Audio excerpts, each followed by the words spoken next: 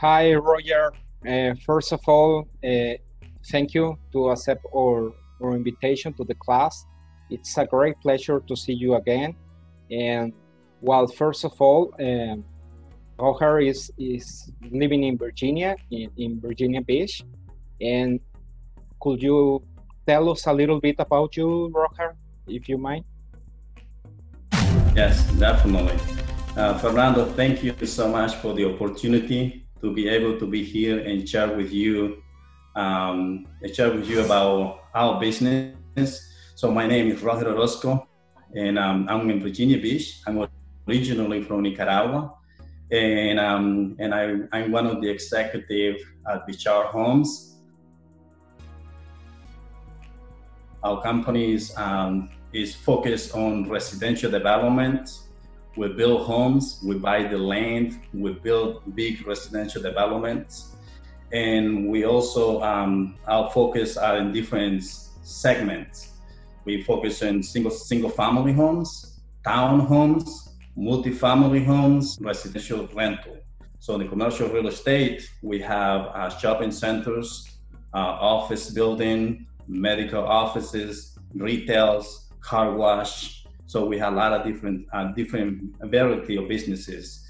And the residential rental, we also have about 120 homes that we rent, and we have mobile homes that people with low income are able to rent those places. And so those are like what our business does. And then we have about 30 employees. We have 30 employees, and our annual sales budget is about $44 million. Okay, excellent. Well, thanks for it. And well, how your company is working during this COVID-19 pandemic?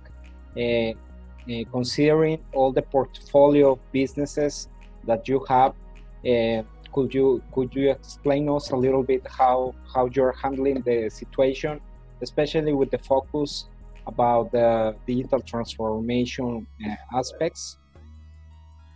Well, yes, as Fernando, as you know, in a situation like this, like a pandemic, no matter who you are, businesses are not prepared for things like that.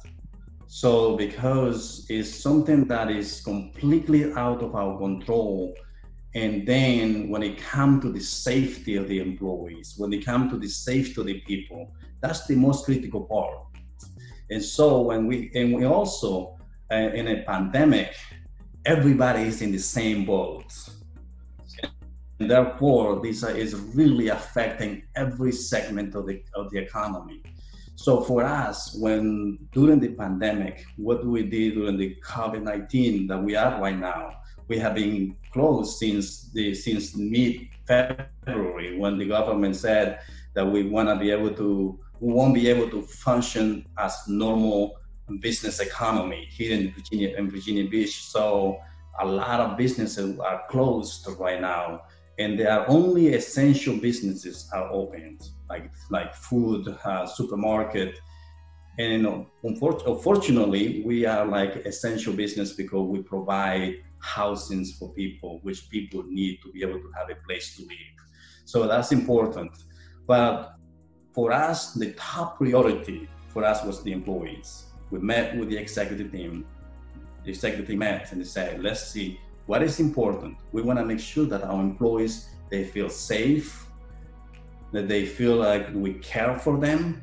And by doing that, we interview all our employees and said, how do you feeling? Do you want to stay in the office or do you want to work from home?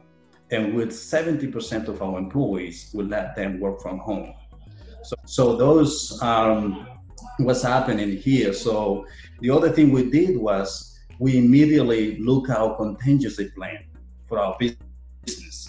Our contingency plan and ensuring that, number one, do we have the cash for operating, the operating cash for the business, make sure that we paid our employees, and also the other part is we have the cash flow for our project because we are residential development. So that means cash move very, very fast. So we want to make sure that we have enough cash to be able to continue our projects. And the other part, we make a lot of phone calls to our banks because our homes, we have neighborhood, we're building 50 to 100 homes. We want to make sure the bank are financing this project during this pandemic.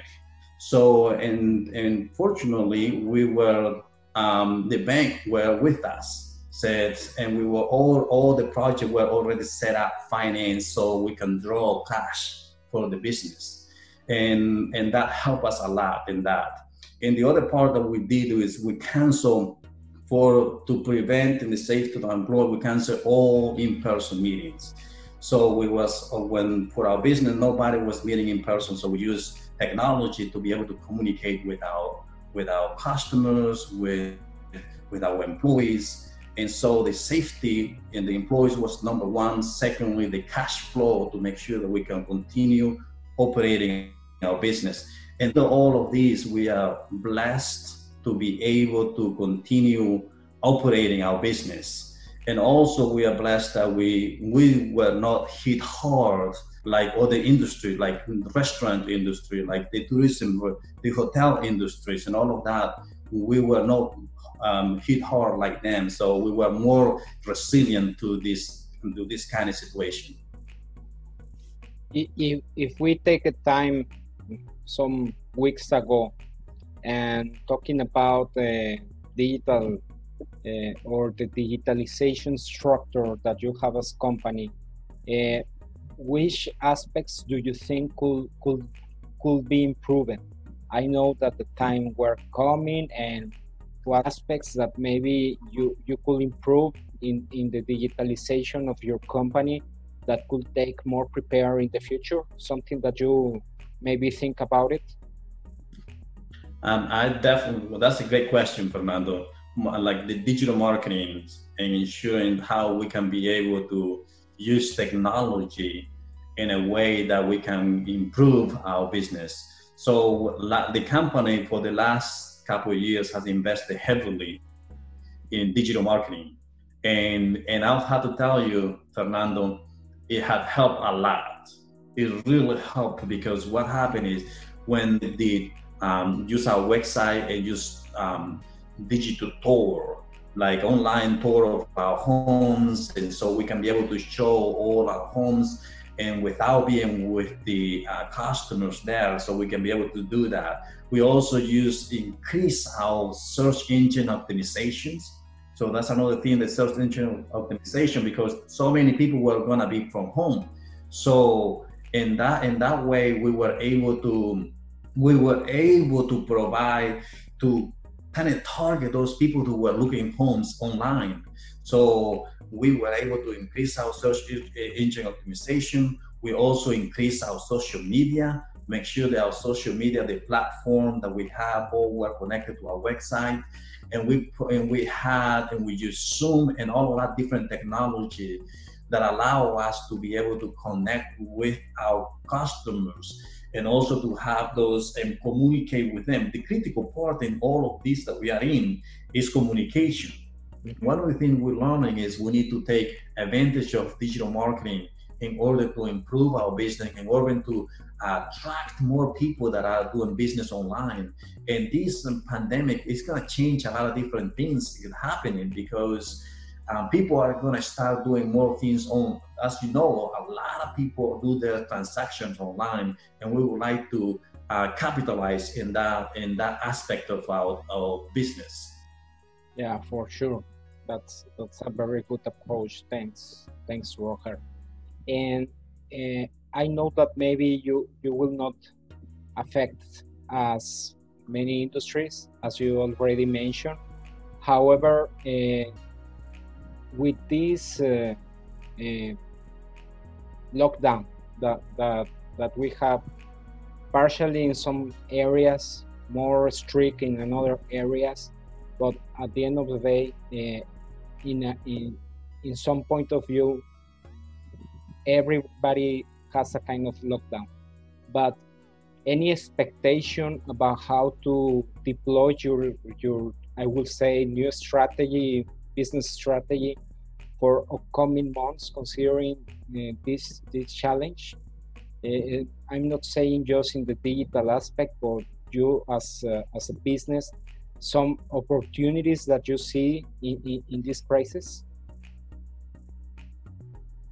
Oh yeah, so I think the critical part here is this crisis allowing us to study the behaviors of the customers, and to be able also to know, like, one of the things that you will know is, Fernando, that will come out of this pandemic is a lot of businesses will try to eliminate office spaces and let people work from home. Because what happened is, if you think about this, there are billions and billions of dollars for leasing. So office space, company can save significant amount of money and not having a lot of large offices.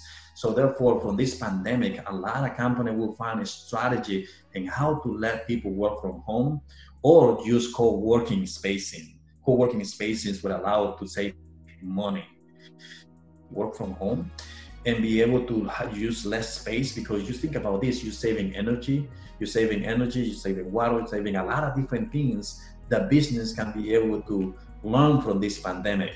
Other thing we need to be considering is from this also for us, for our business, we are considering to having a strong relationship with our banks, because that's very critical, making sure that our relationship with our bank is strong, because in a situation like this, many banks can panic and say, well, I can't give you a $2 million loan to do this project. So therefore, we're having a strong relationship and making sure that the bank is behind us in time like this is very critical. The other part we also have to figure out here is we learn a lot of different things here, even after this is gone, this social distance and caring for our community and protecting each other. I think a lot of behaviors will be changed. The way in how we interact with each other and how we do businesses and how we care for the communities. And I think this pandemic will connect us closer in how we do business, how we care for each other, and how we push forward in the middle of all the challenging times that we are in. Yeah, for sure. Yeah. In some way or another, this situation will change the business models for many industries, yeah.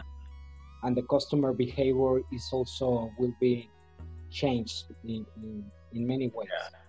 Yeah, for sure. So Roger, with your experience, I know that you have a very important background in many industries. I will say that as a conclusion of this conversation, which are your recommendations about for the class about how to take this crisis and take as a challenge to improve, to develop new, I will say, business strategies, but also to be better human beings?